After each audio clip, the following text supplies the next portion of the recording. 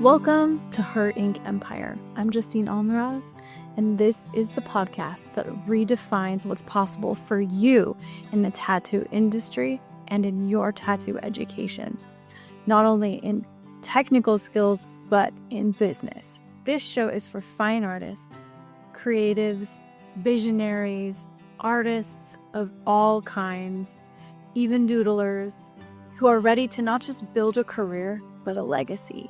Here we merge mastery, freedom, and creative power to surpass the outdated industry norms, the outdated rules, and step fully into our creative power and roles as leaders in our communities. If you've ever felt like there has to be a better way, a better option to learn tattooing, to earn in this industry, and to lead in tattooing, you're in the right place. So let's build your empire, one bold, daring step at a time. Let's dive in. Welcome, Krista, to Her Ink Empire podcast. I'm so honored to have you here today. Yeah. I'm excited to figure out what this is all about with you. Yeah, well, I was interested in chatting with you because you have a really interesting life journey, and it's led you to something I think quite unexpected in your life that has become the safe haven for me and so many other female artists, tattoo artists. And I would love to just hear the story of how you came to creating this beautiful, sacred, safe place for us. So where do you want to start? Just so people know, I own the salon suites called SuiteStyle OC that Justine graces me with her presence at.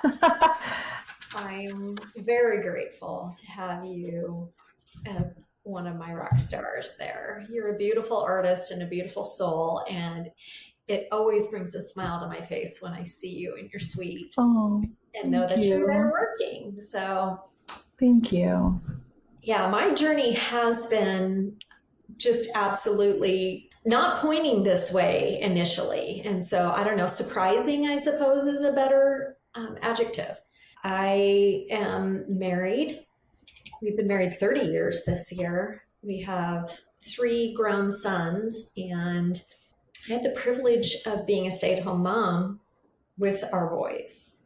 So for 20 years, I wasn't working outside the home. And even before I got to be a stay-at-home mom, I had been a registered nurse. And so nothing in my background would have necessarily pointed to starting a business as a salon suites. However, my husband took a new position and we ended up moving from our community in 2020, which the whole world was in a very weird state at that point. And we moved to a new community. Didn't really know anybody. I mean, I'd kind of grown up nearby, but being gone that long, it's not your community anymore. And so I was sort of just looking at what my options were, how I was going to move forward, because I had successfully retired from my full-time gig as being a stay-at-home mom. All my boys successfully launched. They're all thriving off the payroll, doing good things in the world, and they're all around the country. So none of them were nearby. And I'll back up a little bit. In 2014, I started kind of seeing that there was going to be this day coming when I wouldn't have a job anymore of being a stay-at-home mom, that my boys would all leave the home, and then what? And I looked at my options then and didn't really love the idea of going back to nursing. So we had purchased a rental property in our community, and I had successfully kind of managed that, renovated that, and that worked for me. So my husband encouraged me to continue walking down the real estate path. And I thought that for sure meant I had to be a real estate agent. And I was like, I don't want to do that. I don't want to show houses on Sunday afternoons. And no, that's not what I want to do. But in the journeying of proving him wrong, that that's not what I was supposed to be doing with my life, I started realizing there's a whole lot more to real estate. And ended up buying some rental properties out of state, which I managed, and kind of proved to myself that I could do hard things. And so when I moved to this new community in Orange County, I realized that, okay, I don't know what I'm doing, but I think we should start a business, because why not? That's really, why not? And I naively thought I could do it. So I looked into buying a franchise and went a long ways down the franchise road for a salon suites. I worked with a franchise broker, I guess they're called, and she interviewed me. And because I was the primary one involved, my husband was just my cheerleader and my bankroller. But she interviewed me and kind of narrowed the field down to 3 options that she thought I would be good at as a franchisee. And so one of them was a salon suites. What were the others? Trash smashing. Yeah. Seriously? What is that? It's like this big machine that you go to these 2 or 3 yard things and it crunches down the trash. And I was like, I can't see you doing that. Right, sure. And the other one was a gym. I thought I don't want to be the workout queen. I mean, I like working out and all, but I'm not doing that.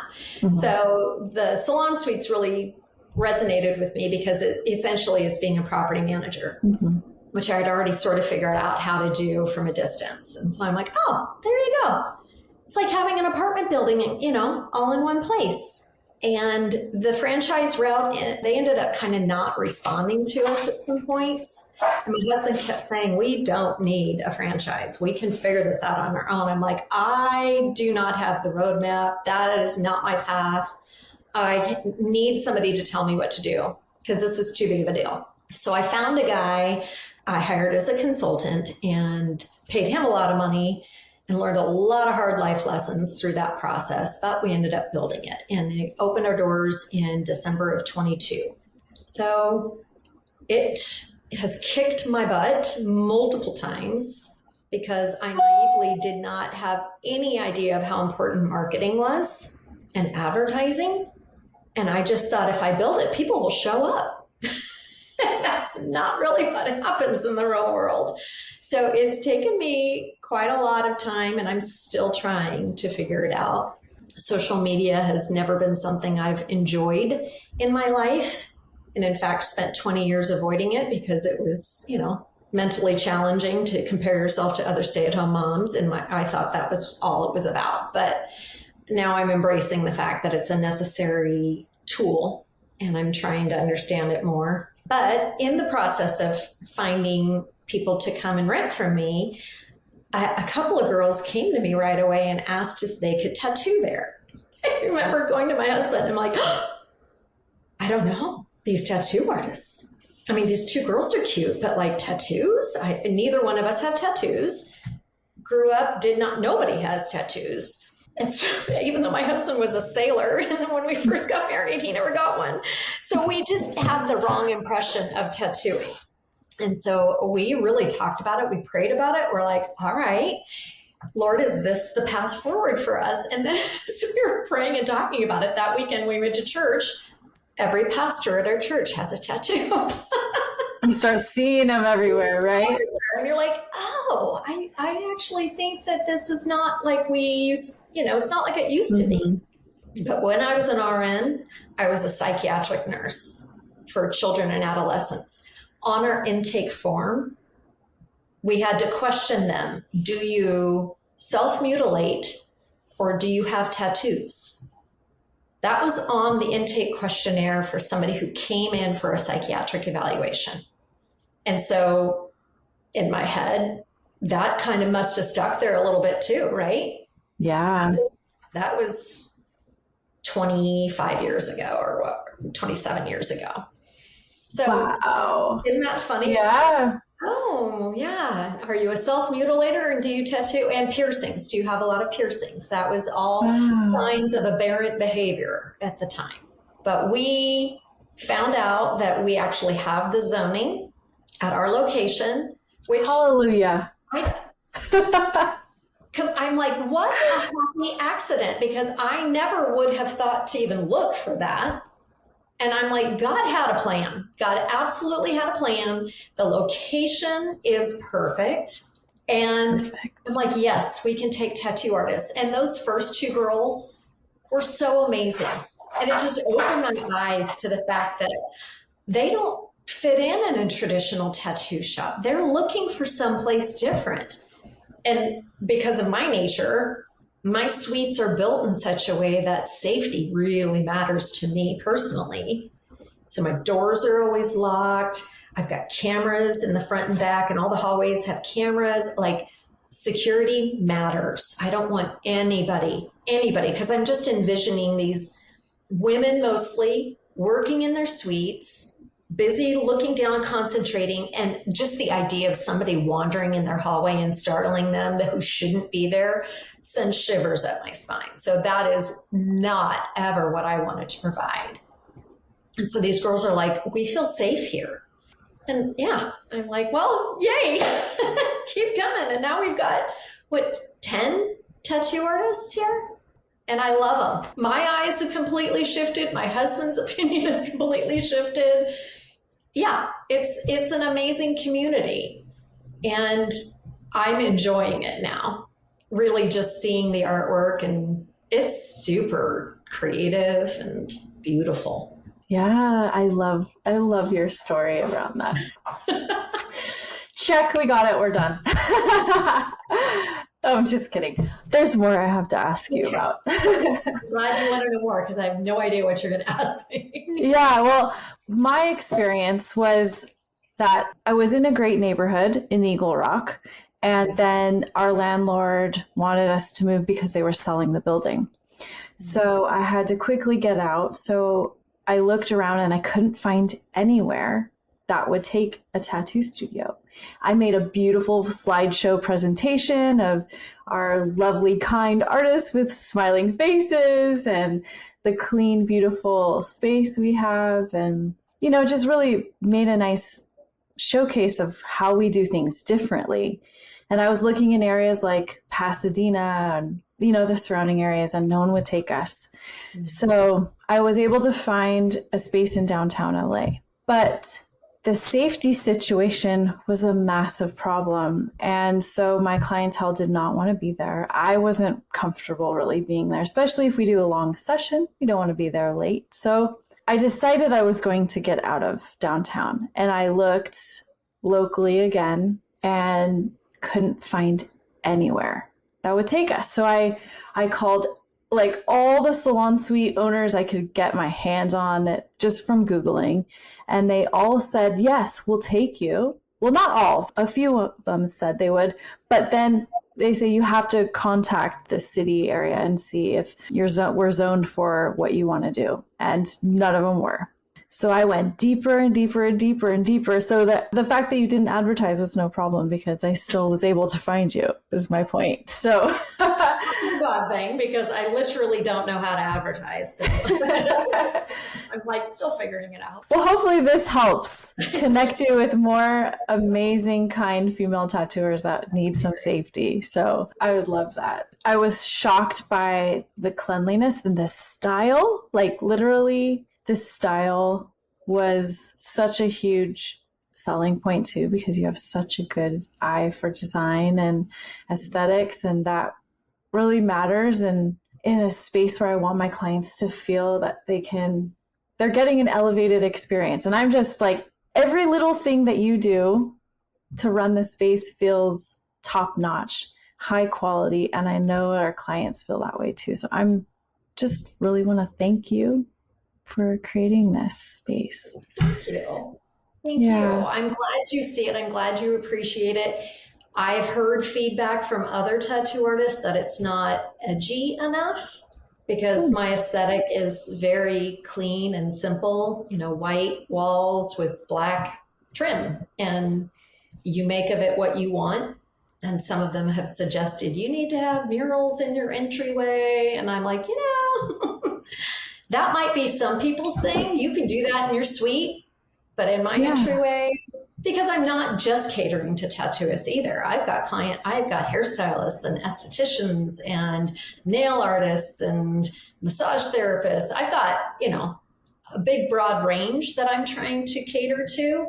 But one thing I've loved is that I've got big, huge white walls with black ceilings and great light, perfect for highlighting artwork. Yeah.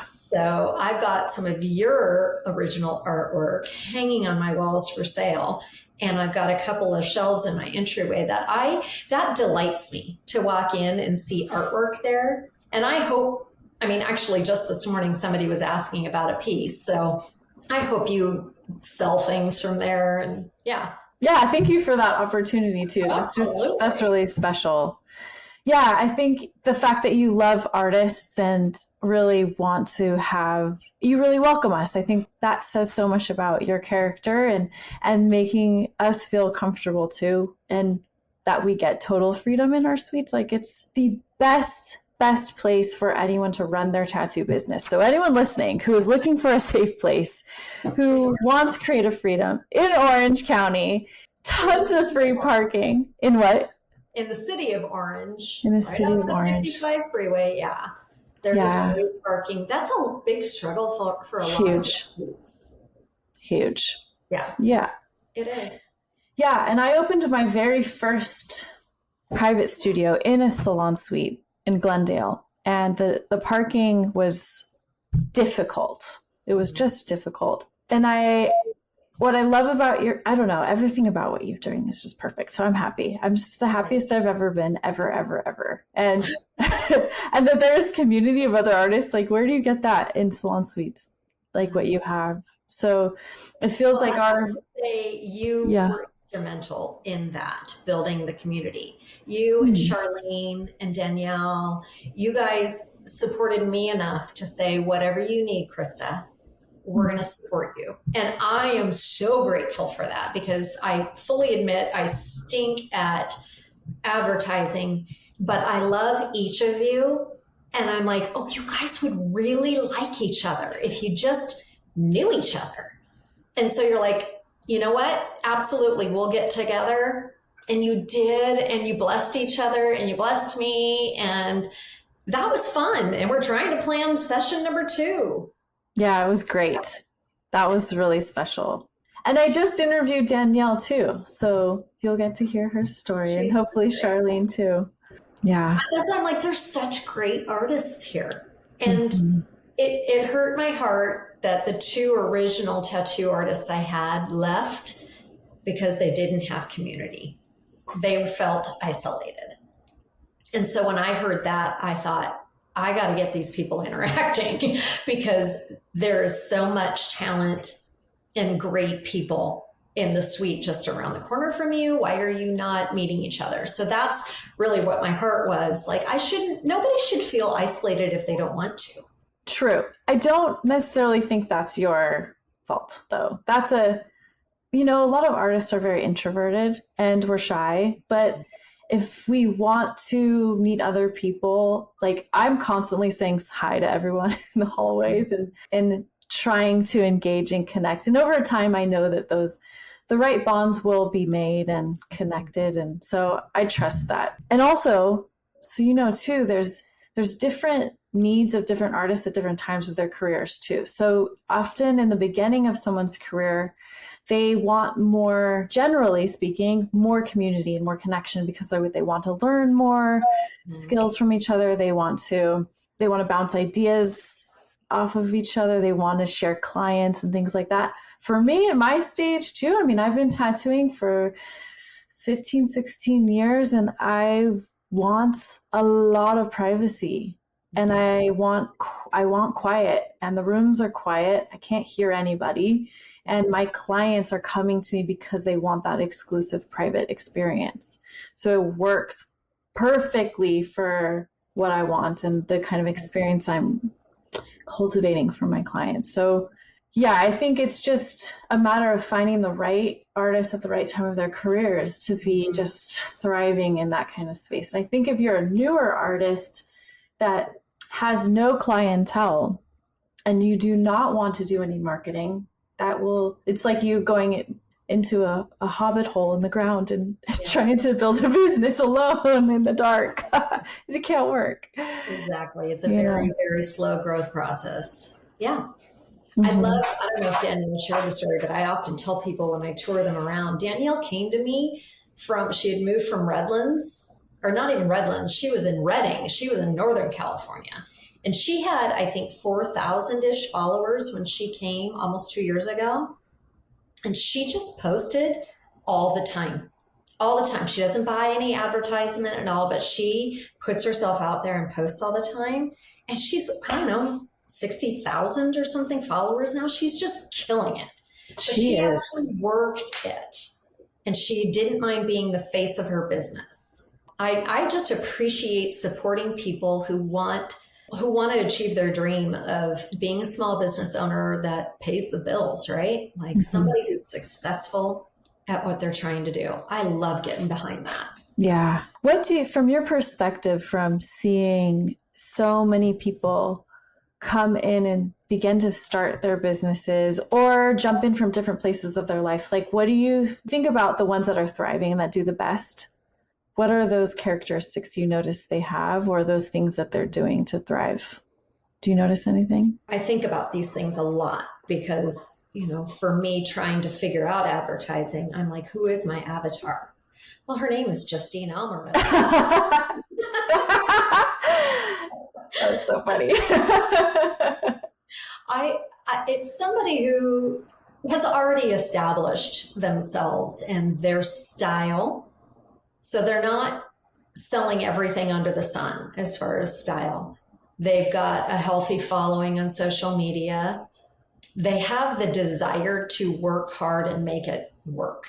They're not expecting something to just miraculously help them to, I'm going to catch one post and it'll go viral and then I'm going to be famous. I get a lot of brand new, hardly any followers tours that come through because they want to be at the suites, but they're not ready to be at the suites. And that's not just tattoo. It's hair, it's skin, it's everybody. You have to actually go get your reps probably someplace. And it's hard to find a place that feels safe, especially as the tattoo world is changing. Or find somebody to share a suite with, which I highly encourage. I mean, you're not there 7 days a week. Mm-hmm. So find somebody else who's also starting out. Share the suite, build your business that way. And I have a couple of girls doing that right now. And I just think that's a genius way to get started. But you really almost have to, yourself, your brand, and your work ethic. And because my doors are always locked, you're not getting any walk-ins. You're not going to have flash sales on Friday the 13th easily in a place like this. Now, it can be done. It can be done because somebody has done it.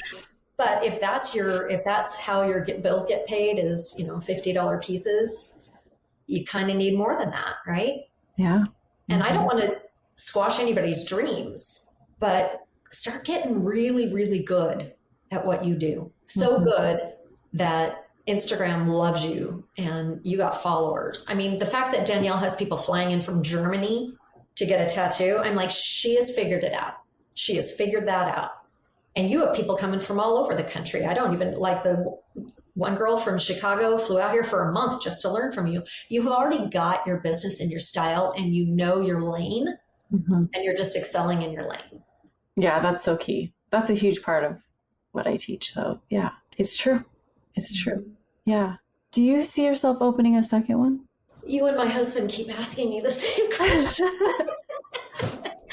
It's a challenge for me because I still have a couple of vacancies here. So part of my struggle is what makes me think there's a need for more suites if I haven't even filled these up. So I've got a couple of vacancies and I'm like, who says there's a need? Now, my brain has this very weird thing that I feel like unless I'm 100% full, I'm not successful.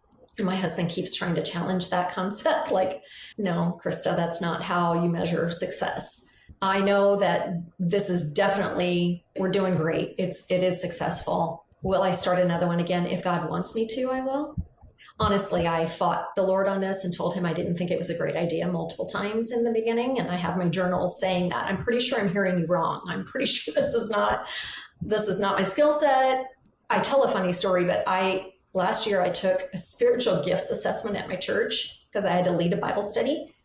And I haven't done that since college. And so I'm like, they're kind of hogwash. Like, you serve in your church where you need to serve, whatever. You just do the thing that needs doing. You don't worry about if it's your gift or not. But I had to do this because I was leading these young girls. So I took it. I got my results back and I bust a gut laughing to myself because I scored 0% in administrative abilities and 4% in hospitality. And I just thought that was hysterical. Like, of course, Lord, you would have me open a business.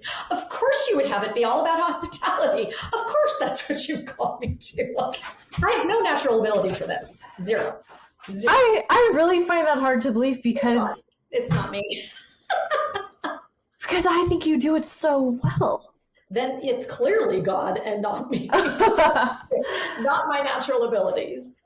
Well, I'm fooled. If you calls me to it, yeah. It would have to be a very special place because the zoning, I wouldn't do one if I didn't have the zoning for tattoo. Thank you. Beautiful, beautiful young women want tattoos and want to give tattoos, and a traditional shop doesn't meet their needs. No. Your clients don't want to be in a traditional shop. The zoning for where those places are is usually pretty sketchy. So your neighborhoods are sketchy. Yeah, the vibe is sketchy. I frequently hear when people walk in, oh, I just love the vibe in here. I'm like, well, of course you do. I don't say it, but I'm like, of course you do. Because I've been praying for this since before it was created. Yeah. I pray over every suite. I pray over who's going to come and how I can be a blessing to their business because that's what I'm here for. Mm-hmm. And not doing that for the money. I'm doing that because that's what I'm supposed to be doing with my life. And that I get it. Okay, Lord, how do I glorify you? Mm-hmm. And that means blessing others. So it's very different as a renter to know that your faith is so strong and to experience the level of, well, for my experience, kindness, clear communication, level-headedness. There's no chaos, like chaotic energy in you. It's always joyful, clear, clean, simple, straightforward, nothing convoluted or confusing. Like, that experience as a renter for me is very, very valuable and very important and rare. So I really appreciate those qualities in you, and that I feel like for anyone running a business, those are qualities that I think we need to have. And I think that, well, I'm very blessed to experience that and to see that an alternative example of that, because the way you run your business is an inspiration to me and helps me be better as well. So it's very synergistic. Anything good you see in me is Christ. I don't take any of the credit for that. But I will say he has been able to bless people who are very far from him in these suites. Yeah. Very far. And I'm not judging them. I'm honestly, I want them to be blessed. I want them to know Christ. I want them to know something different from what they've ever experienced when it comes to maybe Christianity and I'm not constantly preaching my faith to everyone. But it's funny how it organically ends up coming out in conversation. I have no idea. And I'm like, oh, well, we're going there. Okay. All right, Lord, here we go. Guess I'm going to talk about you again. But if somebody asks me this week, somebody asked me, I want your peace. Well, I know how you can have my peace. I know I can point him out. I can introduce you to him. Yeah. And if you see peace in me, it's because Christ is in me. And I run a business for his glory. And I try to be a good steward of his, everything he's entrusted to me. And so Christians of all people should be the best business people on the planet and the best employees and the best artists. I mean, honestly, we should be. Everyone is welcome here. And I want to bless everyone. And I'm not trying to convert everyone. I don't do that. I just try to bless and love on people and support their business. And it's infectious. I give everybody, I gift everybody an hour with Jen, my marketing girl. She's been a suite runner, but she's got this focus on marketing. She started 5 businesses of her own. She's currently running 3 out of her home while homeschooling her boys. She is dialed in and can answer any one of your questions. I gift you an hour with Jen. You ask her anything you want, but at the very minimum, she'll look at your social media and say, is this the avatar you meant to be trying to attract? If it's not, what do we need to do? So I want everybody to be successful. I want everybody to thrive in the pursuit of their own business. Yeah, thank you for that too, that support too, because call with Jen, like I am still chipping away at that to-do list. And this podcast is happening because of that meeting with her. Really? Yeah. I didn't know that. Yeah, it's been on my to-do list to put this together. I already had a handful of episodes to recorded last year and let her know that. And she said, well, you know, you can't do everything yourself. You need to have support. So go look at hiring an assistant that can help you put this together. Mm-hmm. So we have an amazing assistant now that is helping us put it together. And now I can handle so much more. Good job. Yeah, thank you. She sees things clearly and she like cuts to the chase. And so it's such a gift. Mm-hmm. The way her brain thinks, I highly value that. And so I'm like, everybody should spend an hour with Jen. Yeah, I agree. Thank you for that. Especially when your brain's like mine and you're like, administrative abilities are really low. Yeah. What has been the most effective way for you to attract suite renters so far? So far, it's probably Instagram. Mm-hmm. Not ads. We haven't had success with ads. We've done a few very expensive campaigns and haven't gotten anything. It's boosted posts, which is just a slow grind. It's probably not the most efficient way. I honestly, and I'm really ashamed to admit this, but just literally in the last 3 months realized that I should be advertising on Google. I didn't even realize you could advertise on Google. I'm not that smart about advertising. And I had a business profile, but it wasn't even pinned to my location for probably the first year and a half. I mean, hot mess. So Google is now becoming right kind of up there with Instagram. Yeah, I think you're right. Actually, you mentioned that to me about, maybe a month ago. And I looked into it. I talked to Luis about it and we looked into our listings on Google and realized there was a lot we needed to do. And something new that I had never seen was a possibility is something called Google local listings, local ad listings, something like this. So what they're asking you to do is send in your paperwork of your business and they'll do a background check on you. And I think it's like a minimum of $35 a week spend on it or something like that is the minimum. And it seems that from what we've heard from other people that they're getting like fully booked. For example, like Luis's mobile detailing, another mobile detailer did it and is completely booked out to like the end of the year because of this local Google listing thing. So I looked into it for Orange for tattooing and they said they hadn't approved it for that location. So I'm playing around with like going the back end. Like, how can I say it's for education or something else or beauty or something and try to connect it, and it worked. So I would just keep like kind of picking at it and trying ways. Google local ads. Yeah, look into that. I will. Mm-hmm. Yeah, I kind of hired a guy, so I'm going to ask him. Cool.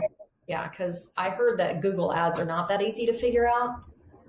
And so I hired someone. Yeah. That's what he's doing. Good idea. Just started last week. Cool. And I just started asking my current tenants for Google reviews, which I had never done. Right. So my goal is to get every one of my existing tenants to give me a Google review. So we'll see if I can do that. Yeah. Hopefully they all like it there. And, I did the testimonial video. I think more things like that. That teared me up. It was very sweet. Oh, I shared it with Maddie, my daughter-in-law, who runs my social media. And she's like, oh, I love this. Oh, good. Yeah, I'm so happy. And I want everyone to know. I mean, I wish my tattoo artist collective was all local and everyone could rent a suite from you, but they're all over the country. So world. Where would you open one if you were me? My dream studio is overlooking the ocean. So I don't know if that's possible somehow, some way.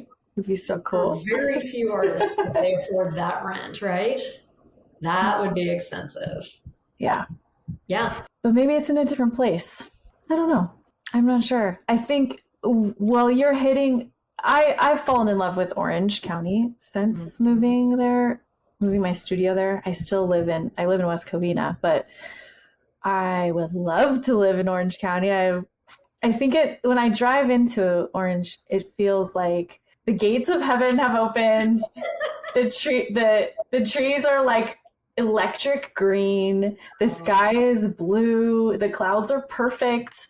Everyone's happy. There's tons of free parking. I remember when you and Lewis toured, and I was like, you two, if you've never seen it, need to drive into downtown Orange, just not even a mile away. Yeah. And go check it out. You are going to want to move to Orange. It's true. I'm like, this place is pretty special. It is. Yeah. It is. So I don't know. I love the space you've chosen. And thank you. I think it's perfect. Thank you. Maybe you could just go higher and we could get an ocean view. I'll get the penthouse one, please. Yes. Only 27 floors to go. That'd be pretty cool. We'll see what happens. I'm not opposed to it. I'm just not actively looking at this moment. Yeah. But I wasn't actively looking until I was before. I was fighting God on it, and then finally surrendered, and he got his way. Yeah. I'm so glad. I'm so grateful. Is there anything else you'd love to add or share that we haven't hit yet? I guess I would love to know what your plans are. Are you looking to grow your tattoo side or your business development teaching side? That's such a great question. It feels a bit half and half, maybe a little bit more leaning to education at this point, because I'm so in love with teaching. And I love tattooing too. And there's different things I want to explore and different styles I want to expand into.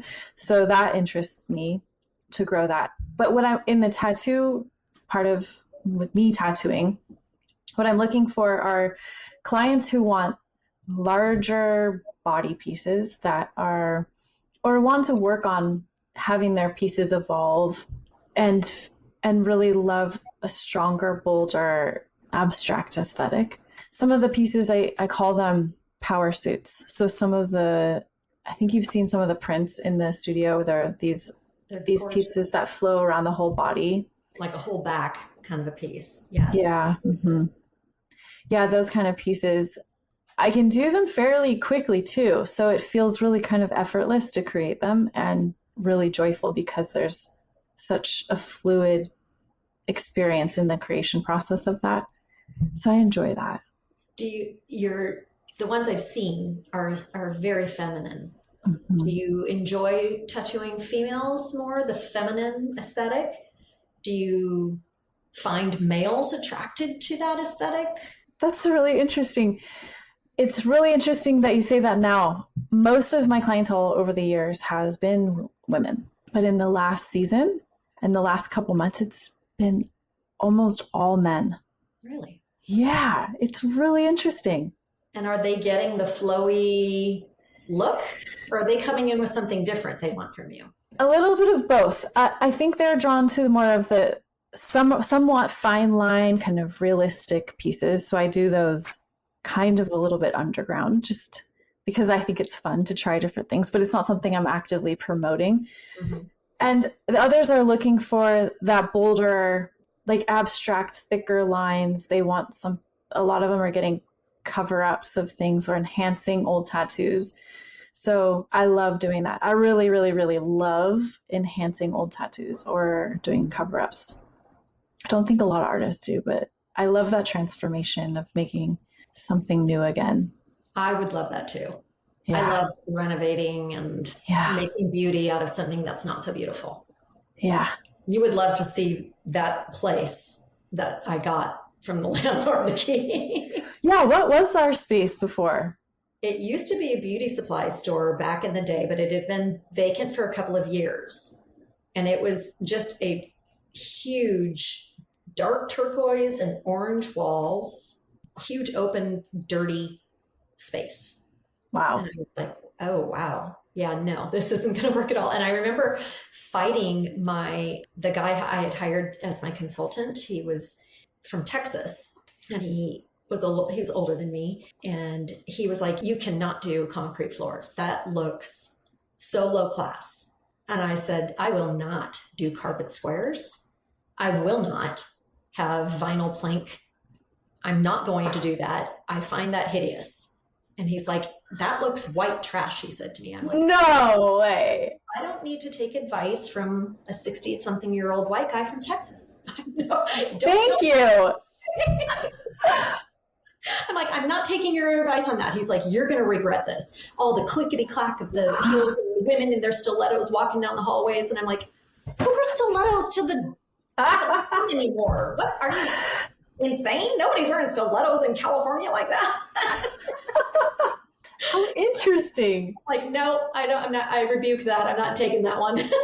Wow. I love the concrete floors. I do too. What? Yeah. He was very, very hard on me for that decision. I'm like, look, you're my consultant. You're not my decorator. I'm not taking her. Good job. Good job, man. Because if there was carpet, that would detour me. Yeah, a little bit. Like, oh, you just whip those up when they're stained and you replace it. And I'm like, oh, yuck, with all the hair stuck in it, gum on people's shoes stuck in it. Like, no, that's disgusting. I like clean. Like, I am an eagle eye for clean too. Yeah. I look down the wall and I'm like, what's that down there? Yeah, I love that about you. I love it. I am too. And we need that too for tattooing, you know? Oh, yeah. Yeah. It's just the best. So anyone listening who needs a great space to run your business, come check out Krista Suite. I want to know where the tattoo industry is heading. Oh, I'm glad you said that, because there was something you said I had a question about too, because that was it. You said that the tattoo industry is like changing, and I was curious about what you think. So let's talk about that. Okay. Well, it's common now for people to have tattoos. You see them everywhere. People, and the fine line tattoos, I don't know, it feels so much more accessible and people are doing it. I have one of my dear friends is 60 years old and just got her first tattoo last year. Yeah, it's way more common. Way more common. When I was learning, I was fighting my mentors to teach me how to use the finest needles so I could do this. I wanted to turn my drawings that were extremely fine lined, sketchy, ornate. Yeah. And they said, we don't want you to focus on that because no one will want that. No one wants that, Justine. So I want you to focus on the traditional style. And I want you to focus on that. So I tried and I was terrible at it, but that was something that I wanted for myself and figured out how to do.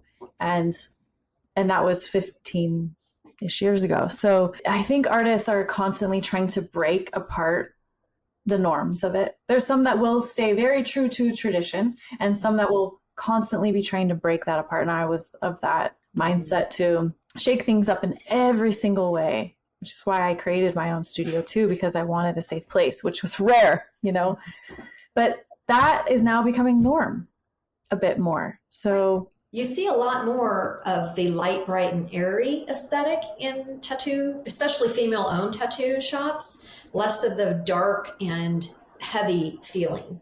And I don't even really know what I'm describing because I've only been in a handful of tattoo shops, and that's only been in the last few years, but it feels a lot darker to me. Yeah, traditionally, tattoo shops were, they had colored painted walls and tons of framed artwork covering the walls. Actually, this is kind of weird. The shop that I learned at is a great shop. They had a location in Anaheim, and that's where I mostly was learning it. And this shop was so creepy visually because there was some famous artist did this sculpture mural thing that was like coming out of the wall. Wow. That was all these like dead zombie demon ghosty things in 3D. Mm-hmm.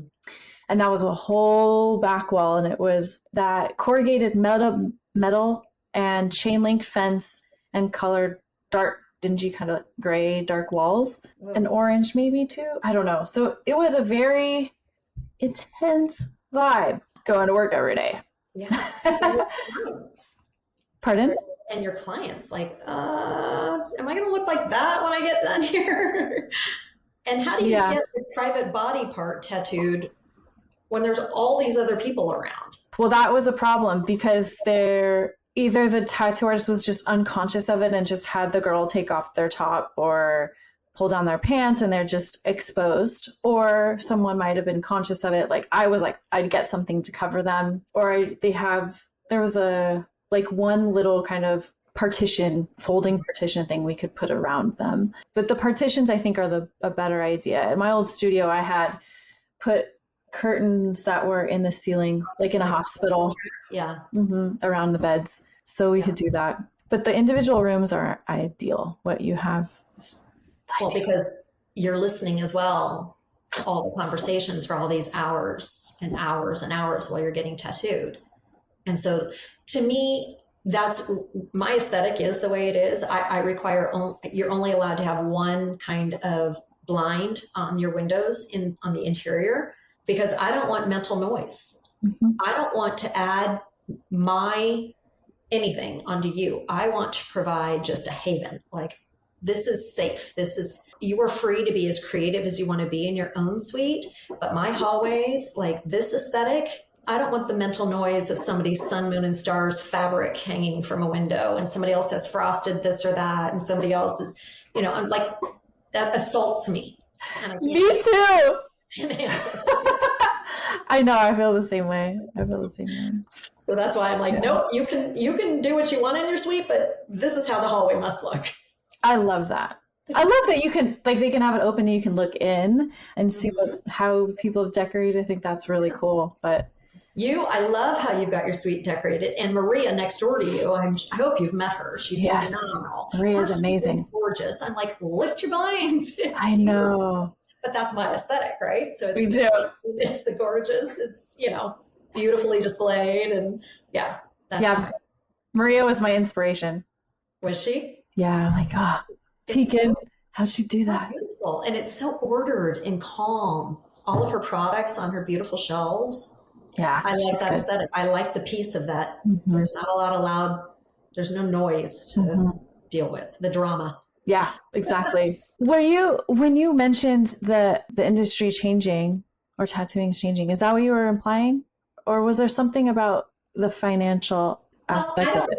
I guess I don't know enough about the origins of the tattoo industry to say how much it's changed.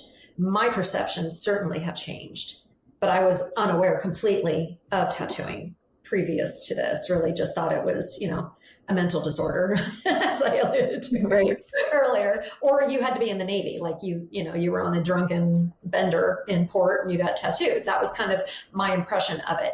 Now, like I said, every one of our pastors has a tattoo. People have tattoos all over the place. Yeah. It's become the norm. It's not at all the exception as it once was. And so even in my husband's industry, you would have had to wear a long sleeve shirt and put a Band-Aid over it if you had a tattoo. That's not required anymore. Mm-hmm. So just the world is accepting of it. And so in my opinion, it's changing and becoming far more mainstream. That's true. I think that the paramedical tattooing combined with regular tattooing is also a big reason why it's also becoming more normal too. Mm-hmm.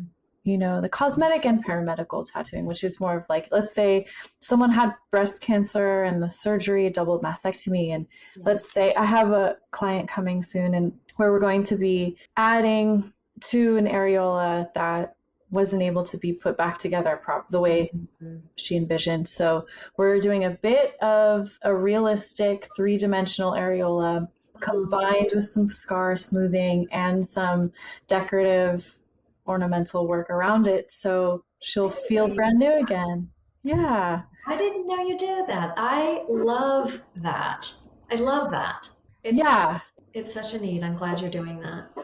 Yeah, that's kind of to circle back around. That's the other type of work I'm excited about, So well, it's positive and hopeful. And I think maybe some of your industry, if I can be so bold as to characterize it, some of your industry can be very dark and hurtful. Yeah, it sure can. And people do get tattoos that show their pain to the world. And to me, that I'm sad for them, because I think, oh, life doesn't have to be that way. Yeah, that's a good way to describe it. I think you nailed it right there. You can choose to do something for light or darkness. Mm-hmm. You get to choose how you want to create in the world. And to be branded, for the rest of your life by pain and suffering and hurt and trauma, feels like you're just imprisoning yourself. Yeah. Like a constant reminder of maybe not a great period. Yeah. And as humans, we all get an option. Well, I can't say all. There are people who don't have options. In America, we're blessed and we get the options here. So I am always curious at the pain of people's story when they get tattooed certain ways. It makes me want to hear their story. Yeah. I think too, the experience that the environment and the experience of what's happening around them and how it feels around them goes into the memory of that tattoo. So when they look at it, they can't help but detach the experience of getting it with what they have. And that's why I think the experience music, the gross demonic things coming out of the wall. Yeah, right. You're right.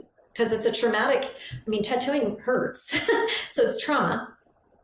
And you're willingly putting yourself through trauma. And you're also then absorbing all the other senses, the sensory input. So it gets deeper in your psyche, for sure. Yeah. So the environment that you're providing for us helps to diminish the demonic. You're right, though. I love the energy you put into it and the peace that you want to give to every one of your clients.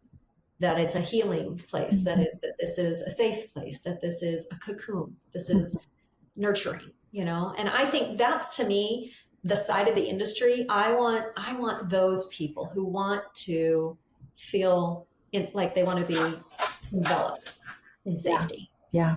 I feel like I'm kind of the RA. I'm like a room mom, like, oh, come to me. Yes. Yeah. That's exactly how I feel. Yeah. You're a studio mom. Yeah. 100%. Yeah. But yeah, it's a great, I'm privileged to know you. I'm grateful that God has me where he has me. It's every day, it's new learning opportunities and just getting to know great people. Seeing a side of the world I never would have chosen to know and understand before. Yeah, that's really grateful he opened my eyes. Me too. Thank you, Krista. It's been an honor to speak with you, connect on all these amazing topics. Thank you for taking the time. Absolutely. Well, if anybody's watching, come and visit Justine and get a tattoo, and I hope to meet you. Yeah. Thank you, Krista. Thank you. All right. Bye, Justine. Thank you so much for listening and being a part of Her Ink Empire. Remember, this is only the beginning. Your empire is already unfolding. Until next time, stay bold, stay aligned, and stay true to you as you build your artistic legacy.